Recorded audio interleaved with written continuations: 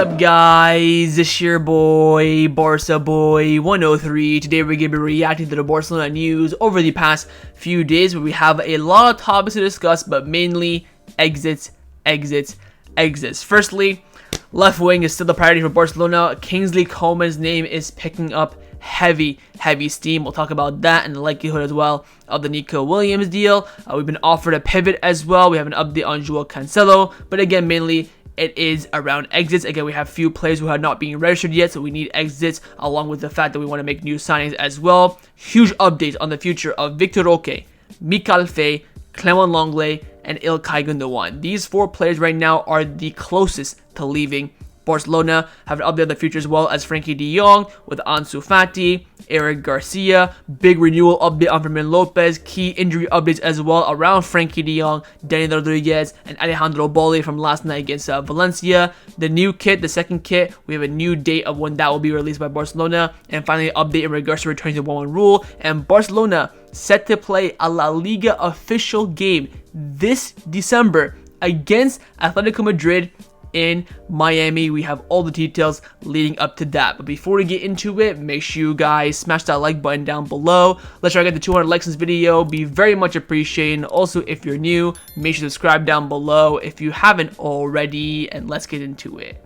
Let's start off with the transfer news over the past few days. Of course, one of the main topics around Barcelona in regards to the final few weeks of the transfer window is the acquisition of a new left winger. Now, Mundo Deportivo came out saying that Barcelona have set a budget of around 55 to 60 million euros for a new winger. Well, thanks Einstein, because that was the exact same price, give or take, for Nico Williams, so that's nothing surprising. But Candicer came out saying that Barcelona are now working on the idea that Nico Williams will not come. Again, still no final yes or no from Nico Williams himself. What the club tells us is that they will sign for sure. Kingsley, Coman, and Luis Díaz are on the agenda, and they're also maybe contemplating signing someone as a surprise. I mean, someone who hasn't been leaked into the media quite yet. I'll believe that when I see it, but again, we're still being linked with the same names. So let's go through and give you guys the current updates from Catalonia Radio for Nico Williams right now. The possible move has been ruled out. Again, still no answer. I feel like at this point, we're not going to get an answer. We're going to hit September 1st. He's not going to say yes or no to Barcelona, and we're going to hit the new season with nothing happening. Again, if his release clause is still the same, I think Barcelona will hold out for him until 2025. I don't think Barcelona will go to this market and sign a left winger for cash. I think they're trying to get someone cheap, loan. Again, we'll talk about those certain options, and we'll see what happens with Nico Williams if he doesn't actually give an answer from now until the Bilbao game, of course, this Saturday. I think by then, surely he has to give some sort of answer. If not, it'll just make things really awkward. It'll be interesting to see how the Montjuic react to Nico Williams. Will they clap him, applaud him, boo him? That's going to be some good indications as well. Now, in regards to other options, there is of course the option of Luis Díaz. There's still reports suggesting that Barcelona may reactivate dialogues for Luis Díaz, and we'll have to wait and see if there's any movement right now that's going to happen in the market. But for now, Arne Slot, the Liverpool manager, is confirming that Luis Díaz will not be leaving. There were actually some reports that he had agreed a deal with Man City from El Chiringuito TV, who we all know are not that reliable. And on his future, Arne Slot said that Luis Díaz's future is with us. I like him a lot, and from what I've seen, he has a big impact, and I like him a lot. So he said I like him a lot twice. So, I mean, that's gotta be something. I don't know if you guys watched the Premier League opening weekend. I did not watch anything apart from, I think, like second half of Fulham and United. I'm gonna watch later on today City and Chelsea. But everyone was saying that Luis Díaz dropped a stinker against Ipswich, and I'm not surprised whatsoever. Again, for the price, I would stay clear. If you didn't see my Goals TV video last week, it's on the community tab. If you haven't, I did a whole analysis on Rafael Leao, Luis Díaz, and Kingsley Coman as options. I would stay miles clear of Luis Díaz for the price right now that Liverpool do want. He's a good player, but not worth the price. But the most likely option right now is still Kingsley Coman. There are reports coming in from Germany saying that Kingsley Coman would like to return to PSG if he has to leave Bayern Munich, while Barcelona are also keeping tabs on his situation. Again, he's very likely to leave, and he's still sat at Bayern Munich right now. Now, Fabrizio Romano has come out saying that Kingsley Coman and Barcelona could be one to watch for the final few weeks of the transfer window. The club are closely keeping tabs on the player and have now made contacts with the player's entourage. They know that he can leave on loan, and he's among the names that Barcelona is considering as a new left wing signing, but he's not the only name on the table. Again, trying to hype up this surprise option. I'm not falling for it. Now, in regards to Coman as well, Mateo Merito also came out talking about Coman and even gave us a little bit of an update on Chiesa being an option. To say that right now, Chiesa isn't a priority for Barcelona, who have other options ahead of him, like Kingsley Coman. Chiesa is still waiting. He's demanding a salary of 6 million euros net, which is around about 115,000 euros per week, which is more just over what Ferran Torres is basically earning. The first alternative for Barcelona is Coman, who was really liked by Hansi Flick. So the first alternative, of course, means after Nico Williams. I see a lot of people bring up Chiesa. Look, for me personally, if it's alone, I mean, why not? We're desperate at this point, for being honest with ourselves. Would I spend any money on Chiesa? Absolutely not. Apparently, Juventus want around 20 million euros for him. That's a very, very low price for a good winger. But the issue is with him is that he's inconsistent and also injury prone. Again, if it's no one or him, I'll take him for a loan. Would not spend an absolute penny on him for a transfer fee. So we'll see how things do turn out. I think the option of Coman is getting strength. Of course, the fact that he's available on loan just makes it even easier. His wages, of course, can definitely be agreed upon. He likes Hansi Flick, can play on both ways. He's a top level winger. Well, again, if he just stays fit, he can definitely have a massive impact for Barcelona. So wait and see how things turn out. So waiting for the final answer from Nico Williams. But apart from Nico Williams right now, it looks like Kingsley Coman is the next alternative for Barcelona in the left wing position, following Bayern Munich, making him available on a loan this summer. Now, in regards to the pivot position, again, not much movement in terms of Barcelona signing players. It looks like Hansi Flick will be trusting Marc Bernal and Marc Casado along with other in-house options for the remainder of the season, like maybe Gundogan, Frenkie De Jong, Andreas Christensen. Of course, last night against Valencia, we saw Eric Garcia playing there. But before the weekend, Jordan Romero did report that Danilo Pereira of PSG and of course Portugal has offered himself via his agent Jorge Mendes to Barcelona. Now, what are the conditions of this deal? I have no idea. Is it a loan? Do they buy him? Again, if we need someone and it's him or nothing, again, we're at a point now where I take it. It's like if you offer me Romeu before he came to Barcelona, and hit Romeu or no one. I think a signing in the pivot would bode well for Barcelona for the season. Again, someone like Pereira is, not someone who would be glamorous, not someone who would demand minutes, but someone who, all reliable that you may, rely upon if needs be. If it's cheap, if it's a loan, I think the club may assess it, but if it's, transfer-wise where money is involved, of course, you stay clear. We're at a point now where if someone who is decent is in the pivot gets offered to Barcelona on loan, the club will definitely assess it. Remember, Tony Juan Martí mentioned at the beginning of August that the Barcelona, what they're planning to do with the pivot is wait till the last moment, see what kind of good players are available for very cheap, or experienced players that are available for cheap. Then they'll go from there. So we'll wait and see. Wouldn't look too much into it. It depends on Flick. If he asks for someone with experience, this may be an option. But right now, he's very happy with what he currently has in-house. Now, from one Portuguese player to another that I think we can all agree would be a good addition to this current Barcelona squad, and it is Joao Cancelo. After last night when Gerard Martin came in ahead of Álex Valle at right back, it's quite clear now that Hansi Flick kind of sees Álex Valle as a right back option. But of course, everyone wants to bring back Joao Cancelo at this point. We're just now waiting for a point where Barcelona can negotiate with Man City and of course have some leverage in the negotiation. Now, Pep Guardiola was speaking and his pre-match press conference for the match against Chelsea later on today, and he was asked on Cancelo's future, saying that Cancelo to rejoin our squad. It can happen, yes. He's training with us. We'll see. Maybe he stays. Maybe he goes out on loan. Maybe, I don't know. He's training with us, behaving well in training sessions as well. Again, keeping everything open there. With right now with our current fullback depth, we kind of need someone like Cancelo at this point. Again, if we can finesse a loan with the mandatory buyout option, whatever the case may be, as long as the entire package valuation is around 20 to 25 million euros or under that, of course, I'd absolutely be all over it. But I think Barcelona's going to wait until the last week of the window. So that's when, of course, they had the most leverage. That's when City, of course, had the least leverage to kind of get rid of the player. He's been playing no all summer. He did it, of course, last summer. It happened. The dream came true. So he knows that this summer, if he waits and waits, Barcelona will make a move for him. I think, of course, with Felix now close to Chelsea, that's not going to happen. But I think Cancelo is still definitely on the table. And wait and see how negotiations do go out as we do end the Mercado. Let's discuss the players that have been rumored to leave Barcelona over the past few days. We have a lot of updates on players' futures in regards to staying and leaving. But first, in regards to leaving, the most likely right now out the exit door is Víctor Roque. Of course, is not registered for the match against Valencia. Probably won't be registered for the match this weekend against Bilbao either. And he's certain for some sort of departure this summer, whether it's going to be a permanent transfer or a transfer on loan. Now, Platigol of Sky Germany came out saying that Everton are continuing to explore the deal to sign Vitor Roque. They made an offer to Barcelona of 25 million euros plus 3 million euros in add-ons, and this was immediately rejected by Barcelona as they want around 30 to 35 million euros for Vitor Roque. Everton are in ongoing talks with Deco. I think this would be a great move for Vitor Roque. Again, the price is really good. Again, the valuation is not too far off. Everton and Barcelona kind of separate between 5 and 7 million, so it's pretty close. I very fully agree with Barcelona rejecting this offer. Again, you want to get at least your money back for Vitor Roque at this point. And of course,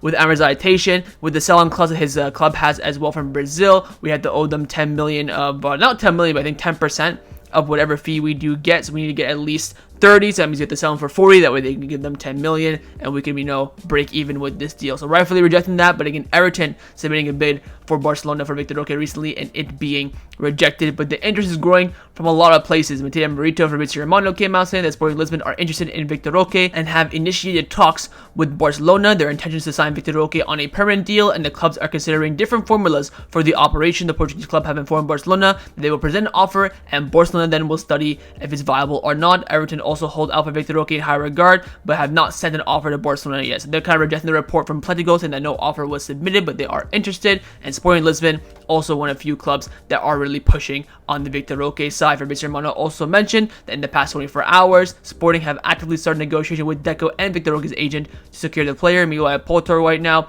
are not in advanced talks for Roque after selling Evan Nilsson to Bournemouth. Apparently, Porto really wanted Vitor Roque to come and replace him.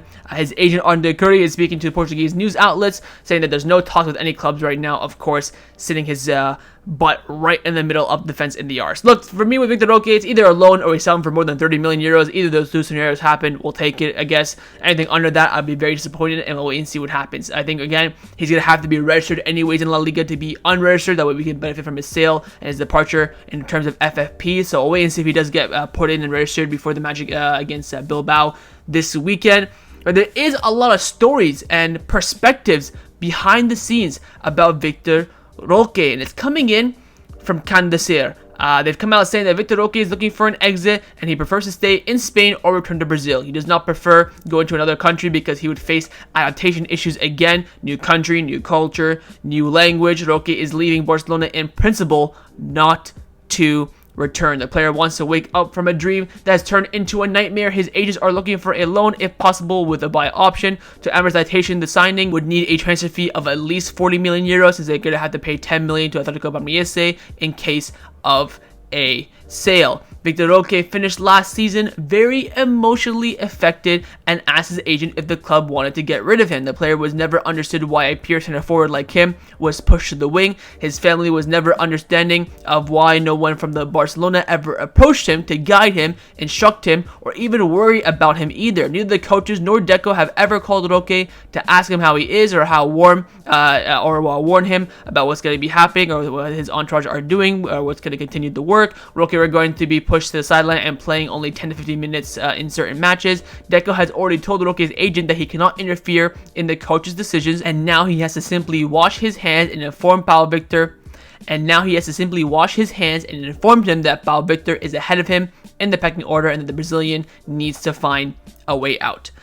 Couple things here if we're going to look at these two reports. Firstly, here there are also reports saying that apparently Girona, Betis are showing interest in Roque, but nothing really concrete. The only two really concrete options right now are Sporting and Everton. Of course, the fee 40 million makes sense just to break even and get out of there. He wants to stay in a new country, that way he stay in either Brazil or Spain. He doesn't want to go to another country and have adaptation issues. I understand that completely.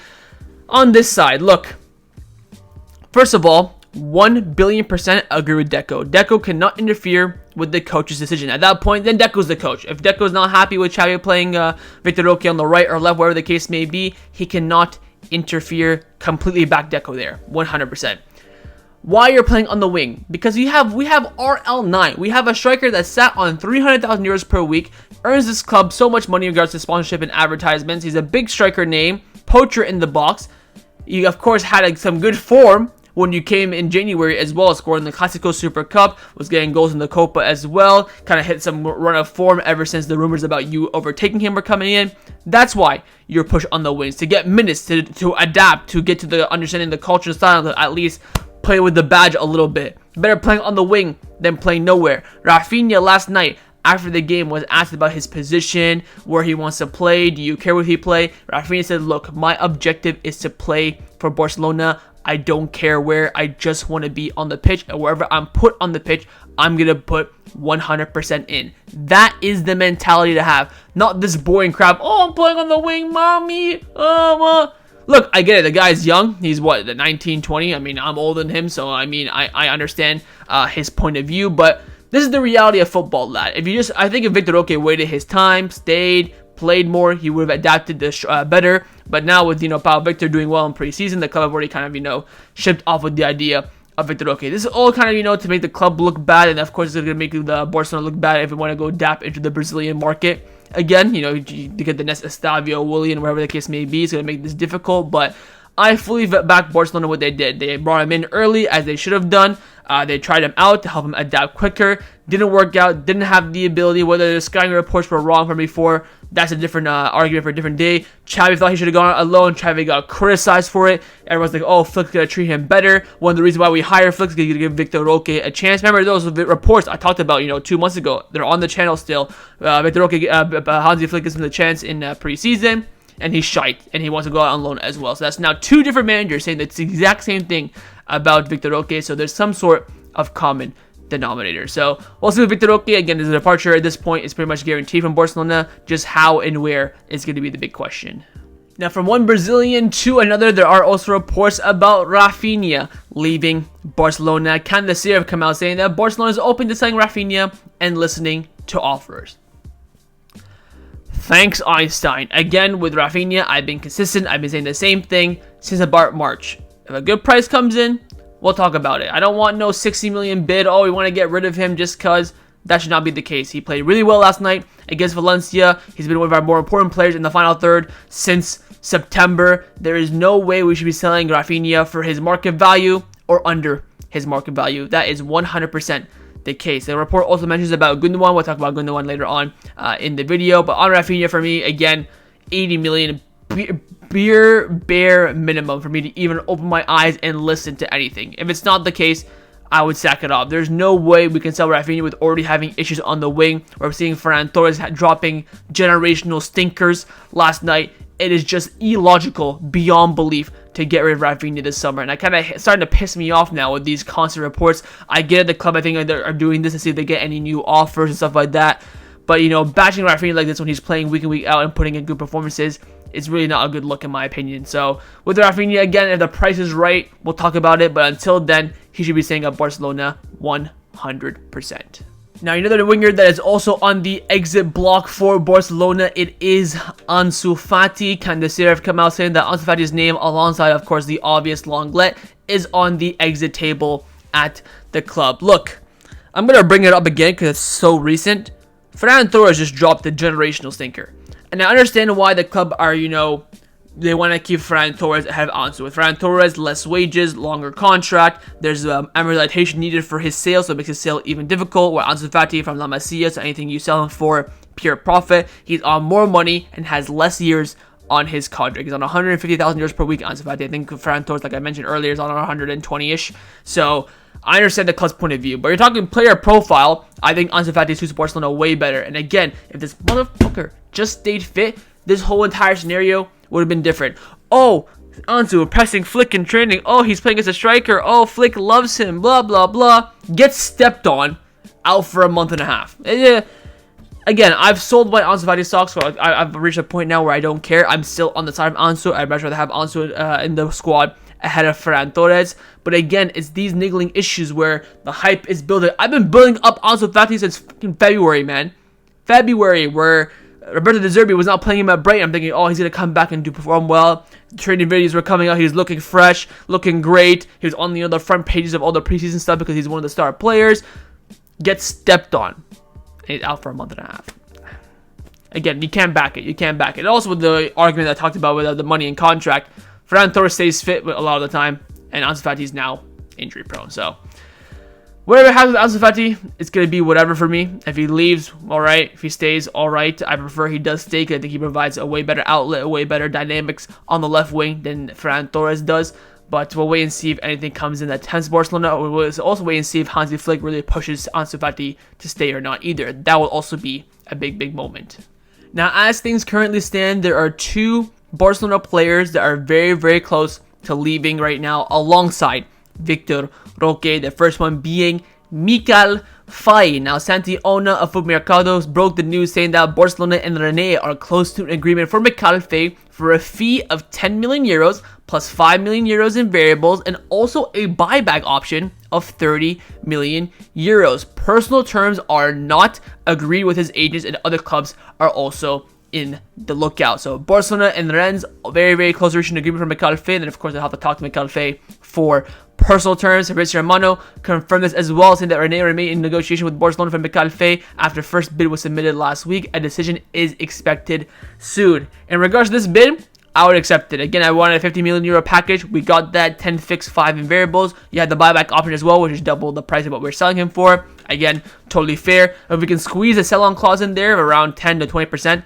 that would also just make this the, best ideal case scenario. Also, Mundo Deportivo came out saying that Mikayil Faye is nearing his departure from Barcelona, with Rennes emerging as the front runner to secure his transfer. The deal is expected to be around 10 million euros plus variables, whereby Barcelona, with much needed funds to finalize player registration for La Liga, initially considered for the first team this season, finds chances diminished due to the club's surplus of center backs and Iñigo Martínez's decision to stay as well. Only after a few minutes on the US tour and realizing his reduced role under the coach Hansi Flick, Faye requested to leave Barcelona. Despite letting him go, Barcelona is negotiating a buyback option, though Faye is now currently interested in returning to the club in the future. That's all subject, that's all if, buts, and maybes, but Mikayil Faye will leave Barcelona. I've seen a lot of people say, oh, he should be staying, he's a good talent, he's better than Iñigo Martínez. This kind of sucks because Iñigo Martínez also dropped an all-time stinker last night, so I understand why people will be upset about this, but for me, it is the best case scenario going forward. Again, you're getting a good price for him. He's not even played an official minute for the first team. You're getting over 15 million euros for him. You have a buyback option as well, so if he explodes, he can come back in the future. Selling clause, if he explodes and goes somewhere else and we don't want him, we can also benefit from it as well. So I think all around, it benefits absolutely everyone. But I understand why people would say, oh, let's keep him. At the end of the day, Flick didn't really rate him. He's now unhappy with the chances that he's not getting. So I think a departure is best for all parties. So we'll wait and see how things will turn out, but I do expect this week for probably a here we go for Mikayil Faye, because that his exit is very much almost agreed upon. Now, another center back that is also very close to leaving Barcelona is Clement Lenglet. I watched a transfer video I did in June, like beginning of June. I'm like, oh, we're gonna see Lenglet until end of August. We're here now, and now he's close to leaving. Matías Marito came out saying that Clement Lenglet is the easiest option for Atletico Madrid, who are looking for a left-footed center back. Negotiations between Barcelona and Atletico Madrid had begun a few days ago. His salary needs to be balanced out. Villarreal know the player prefers to go to Atletico Madrid and have now given up on him. Atletico want to make sure they don't want to miss out on other priorities before going fully for Lenglet. Again, they want to sign Conor Gallagher and get rid of Joao Felix first, and then I heard that they'll probably make a push for Clement Lenglet. It showed that there is an agreement in principle between Lenglet and Atletico Madrid, so there is personal terms now agreed. He's already agreed to the move and the salary and stuff like that. There's also now negotiation with Barcelona, and there wouldn't be any problems in regards to a loan deal taking place. Santi Ona, Foot Mercado, also confirmed this as well, and that Clement Lenglet has reached an agreement with Atletico Madrid on personal terms, and now must reach an agreement with Barcelona over a fee/loan, and then the transfer will be finalized. And finally, Mundo Deportivo came out saying that Barcelona are now reluctant to let Clement Lenglet join a direct rival like Atletico Madrid under certain conditions. His departure would allow Barcelona to register Iñigo Martínez, Álex Valle, Pablo Torre, Víctor Roque, and the new signing Dani, Olmo, and Pau Víctor. So hold up the phone right here. Timeout. Since he's put out this report, Barcelona have registered Iñigo Martínez, Pablo Torre, and Pau Víctor. So the only ones that are, and Álex Valle as well. Valle was registered for the B team. So the only ones here that are not registered are Víctor Roque and Dani Olmo. If we get rid of Clement Lenglet, there should be no more registration issues for Barcelona this summer. Getting him off the wage bill is that imperative. The mother effort is sat on 220,000 euros per week given to him by the former president Barto Cunt. Do I blame him for being the money? No, it's his money. He's rightfully owned it. I get it. That's all different narrative. Let's discuss the deal. I'm very much happy with shipping Lenglet to Atletico Madrid under one condition. Deco, do not forget the goddamn fear clause. He cannot play against us. I don't care if he plays against us. I don't care if Barcelona are in a La Liga title race with us, Atletico Madrid, and he scores the winning goal to win the league. It is what it is. I don't care. I just don't want Lenglet facing us, putting in a masterclass, and we can't beat Atletico Madrid. That for me is my problem. A perfect example last season. Atletico Madrid did not put a fair clause for Joao Felix, and he single-handedly won us 6 out of 6 points against Atletico Madrid last season. If that was the other way around, I would be effing fuming. Put the fear clause in, give the green light. That is all I care about. I think Atletico Madrid should be paying around at least a minimum of 75% of Clement Lenglet's wages and get a fair clause. That's all I need. If we can get more out of the deal, we can sell him, release him, even better. So we'll wait and see how things turn out. Again, Lenglet has reached personal terms with Atletico Madrid. He has agreed to the move. Atletico Madrid have agreed to sign him. Just now down to the 2 clubs to reach a formula for the French centre-back to make his journey to Madrid.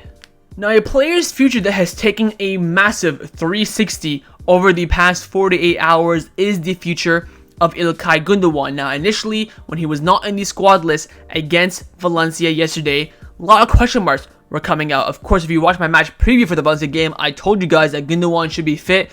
The head injury, the head scratch should be fine. He trained well. No issues. He was not on that squad list, and following that, reports came out that he still has a bit of an injury. Renewal came out saying that Barcelona report that Ilkay Gundogan is not included in the squad list facing Valencia as a precaution due to the blow that he received in the Joao Cancelo match. Sport also confirmed this as well. Frank Carras and Jordi Gil. Ilkay Gundogan experienced headaches and dizziness during training before the team traveled to Valencia, which is why he was not in the squad list. So they're saying that he's not fit.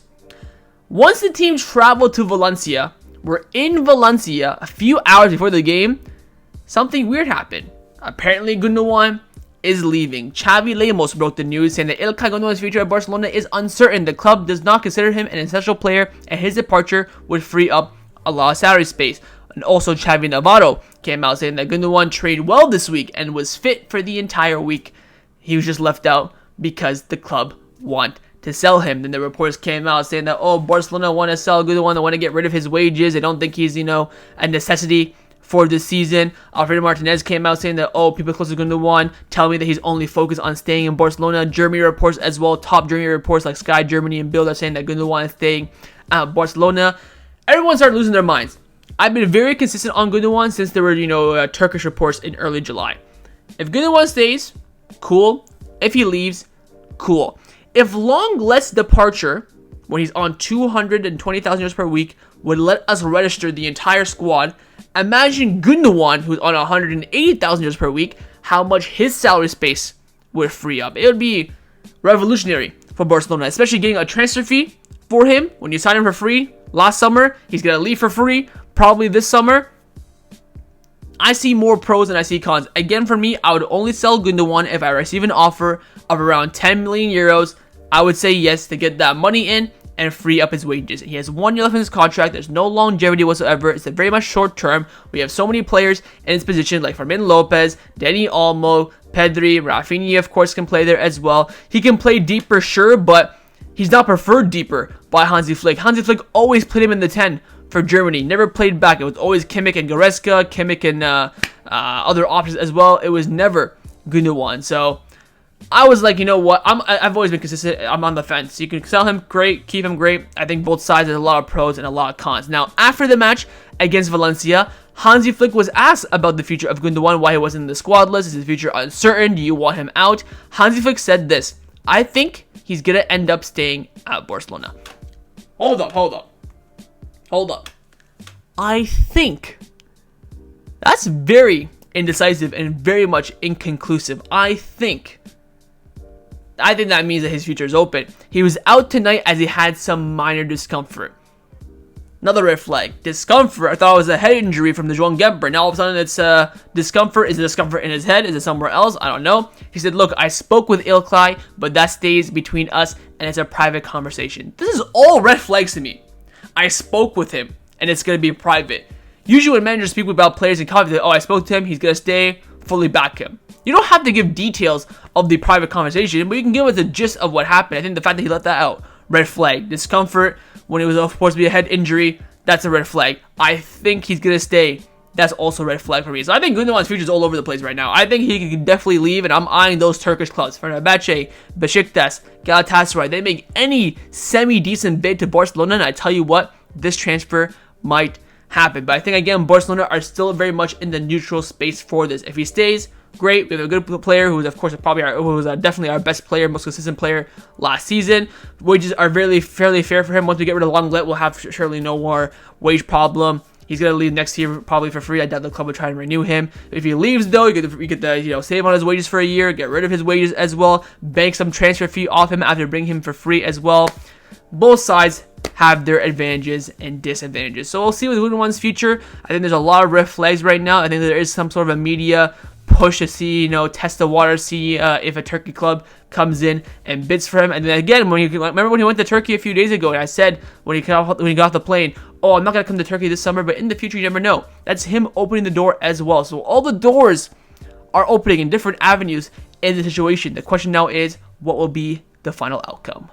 Now, a midfielder that is set to stay at Barcelona this summer is Frenkie De Jong, with Candacer coming out saying that Frenkie De Jong will not be leaving Barcelona in the final few weeks of the transfer window, mainly because he's injured. So I guess that means the club could be open to a move for him, but right now it's very unlikely that he will leave. There have been a lot of reports as well about Manchester United being interested. If Fabrizio Romano came out saying there is nothing between Manchester United and Frenkie De Jong as of right now. Look at last night's game against Valencia. We saw that, Casado and Bernal played really well in the midfield. We saw who came on.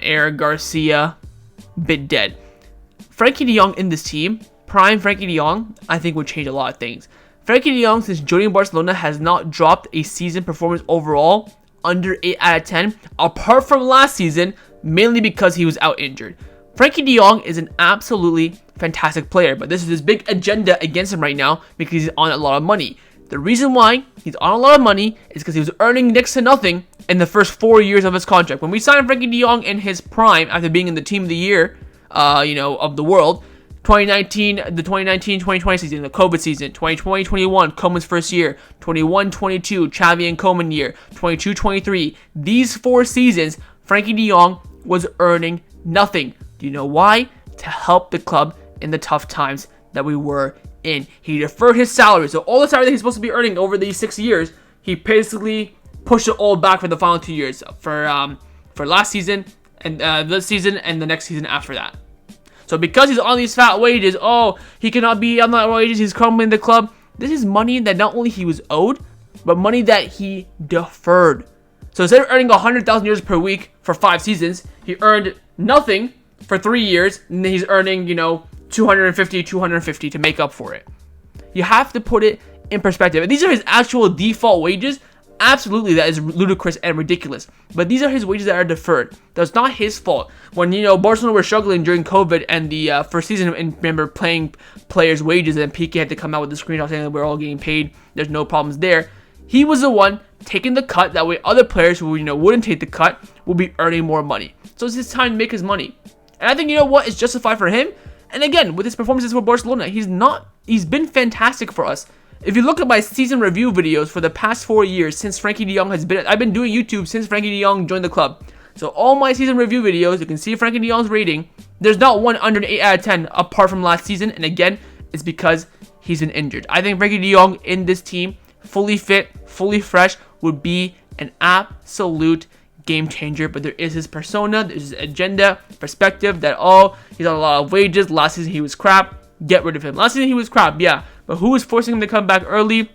Came back early for the PSG game away. Was brilliant against, of course, the other games in the Clásicos and the second leg for PSG. Everyone was shite, including him. So I think there has to be perspective, a lot of perspective putting on this Frenkie De Jong case. So we'll see. He's probably going to stay this summer, and I hope he comes back and proves everyone wrong, and we'll wait and see. Again, I'm still on the side that if he does not want to renew his contract, I would get rid of him. Again, his contract is where he does have leverage. If he does not want to stay, I agree with everyone in the agenda. Get rid of him. But I have a feeling that he wants to stay. If he doesn't want to stay, negotiate. But something has to be resolved by next summer. He cannot go into the final year of his deal playing for Barcelona. If he doesn't want to leave, doesn't want to be sold, he wants to plan to leave for free as well, you bench him, you send him to the stands for the entire season, you make your mark. So we'll wait and see with Frenkie De Jong's future. Despite, my admiration for him, his future is very much uncertain in regards to his contract running down and his amount of wages that he's currently on as well. So we'll wait and see what does happen.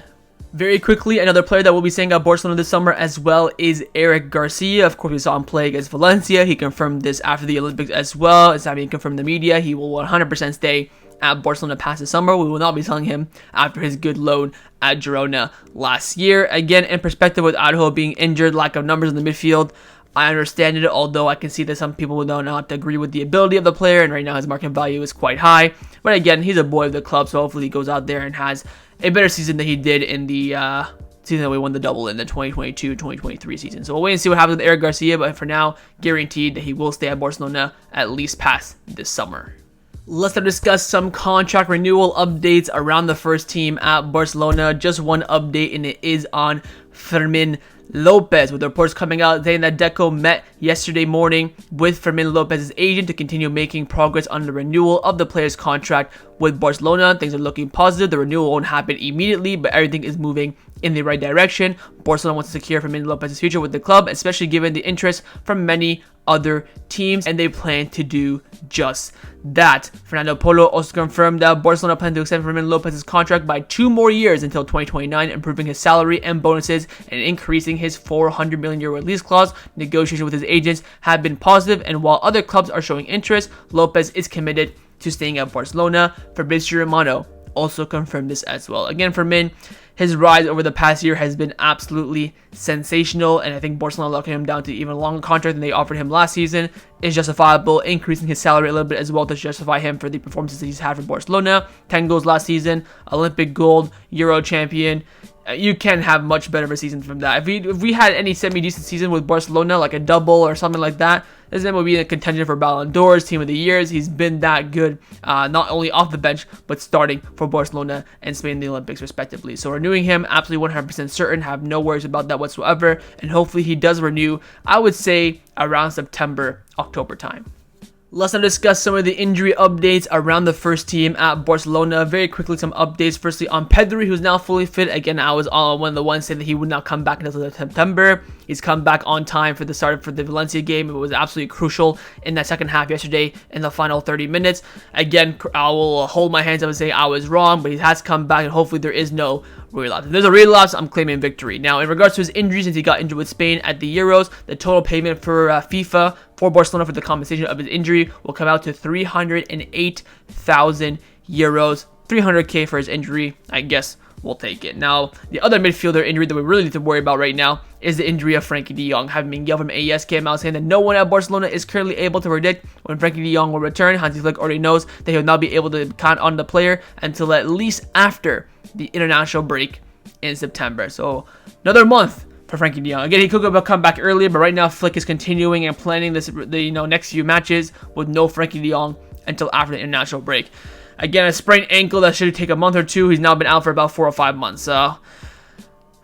We'll see. Again, with his agenda stuff, this doesn't really help his case as well, but we will see how things happen. But Barcelona, of course, over the past few days did suffer a very, very big injury, and it was with Dani Rodriguez after his fantastic Euro campaign, of course, under-19 Euro campaign with Spain, becoming the champion, renewing his deal with Barcelona as well after months and months of negotiation and him almost leaving in February. He got injured for Barca Athletic and will be out for 3 months due to a hamstring injury. So a very unfortunate injury for him, and I wish him nothing but a speedy recovery from the injury. But some final positive update injury-wise, Balde, of course, yesterday went off a bit injured, but confirmed that there's no issue. He also confirmed it on his Instagram as well, saying that I just got a knock. I will be totally fine. The reports are he'll be fully fit, ready to go for the match this Saturday against Athletic Club. Let's now discuss some of the news starting Barcelona over the past few days. First, we do have an update on when the new kit will be released. Of course, it was supposed to be released last Thursday the 15th, but did not come out. Memorabilia has come out saying that the official launch of the new away kit will now be August 29th, which means that we do have an away game. We're either going to wear the home kit or we're going to wear the La Señora kit. A lot of people are, upset about this kit being delayed. I mean, for me, it's like whatever. We know what it looks like. It's going to come out I'm not too bothered with it. It's already out on a lot of stores as well, Nike websites and stuff like that. You can already get the kit, but it's just not been officially announced yet. Again, I cannot wait to see this kit. It's going to be absolutely fire. We're going to have to wait another 2 weeks for it to be officially released by the club. Now, the final topic that I want to discuss for the end of this video is in regards to Barcelona returning to the 1-1 rule and also some other revenue streams as well. Now, Raccoon have come out saying that Barcelona getting back to the 1-1 rule before August the 30th will be very difficult, but not impossible. The Nike deal and other operations will be key. That's just a little bollocks. I mean, we're already registering players. We already got the Amarak deal through and finalized by La Liga, so Laporta knows what he's doing. This is his main job, right? Getting all the numbers right. His job not really to sign players. That's why him stepping into the Nico deal was a big, deal. His job was not that. His job is, of course, run the whole club as a whole collective unit, a whole collective entity, making key decisions. And of course, one of those key decisions being the return financially. So I have no doubts about it. If we need it for this window, I have no doubt the club will do it. If the club don't have to do it for this window, they will prolong it because, again, we are last second FC. But another revenue stream will be coming to Barcelona this potentially this season. It could be a huge one, and that is a game being played in America. Relevo came out saying that La Liga are planning for Barcelona versus Atletico Madrid in match day 18, so the one that's supposed to be taking place in December, to be played at the Hard Rock Stadium in Miami. Although it's still a very early idea, both Barcelona and Atletico Madrid are in favor of the initiative by Javier Tebas. This would mean an increased cash injection for both teams, who again, you could say are struggling financially a little bit, but are starting to come back very healthy. La Liga are not yet to submit this proposal to the RFEF, though, but Tebas does not want to fail this time. An important meeting with the Spanish Football Association is also pending. La Liga are also working on another project, which would involve Barcelona, Atletico Madrid, and more foreign clubs playing a friendly tournament in Abu Dhabi in January 2025. The Juan Laporta, Atletico Madrid president, and Enrique Serreri have approved this idea, and Tebas is studying with the current association. So Barcelona and Atletico Madrid have agreed to play a La Liga official match at the Hard Rock Stadium in Miami in the end of December for a cash injection. So they've already given the green light for it to happen this December. Absolutely wild. First of all, how is this going to happen with the fixture congestion? It's going to be right before the Christmas break as well, so they're going to play this game, go back for Christmas. Again, we've already played friendly games, but again, a lot of the players didn't really travel. They didn't really play too much. This is a proper, high-intensity game. Probably have to travel at least a few days beforehand to get used to the new time zone, the culture, the atmosphere. Of course, in Barcelona, it's going to be freezing. Miami is going to be, good weather, so they're going to have to adapt to that as well. I'm not in favor of playing league games elsewhere. I think the whole entire fun of it is for me, to travel to Barcelona and watch La Liga there, because it's the Spain league, while we're playing Spain league games in America. America have MLS. Again, it's all about money. This is the world we live in. When you wake up to this, the sooner the better. All about life is just being happy and healthy and getting your money up. That's pretty much it. So we'll wait and see how this initiative does take place. Again, it's just a strong idea that both Barcelona and Atletico Madrid have approved, and that the La Liga president Javier Tebas doesn't want to happen. But of course, the RFEF, Spanish Federation, do have to approve it first. So that was my reaction to the Barcelona news over the past few days. Hope you guys enjoyed this video. If you did, make sure to leave a like, and of course, leave me your thoughts down below in the comments on everything we discussed. The main thing, of course, is on that left wing signing. Who would you bring in? Your thoughts on all the sales: Lenglet, De Jong, Gundogan, Vitor Roque, Mikayil Faye. What are your thoughts on Barcelona's route in terms of exits, and who would you let go in order to make key signings? And of course, make sure you guys subscribe down below if you haven't already. And I will see you guys next time on the channel. Take care, and Forza Barça. Go, go, go, go, go.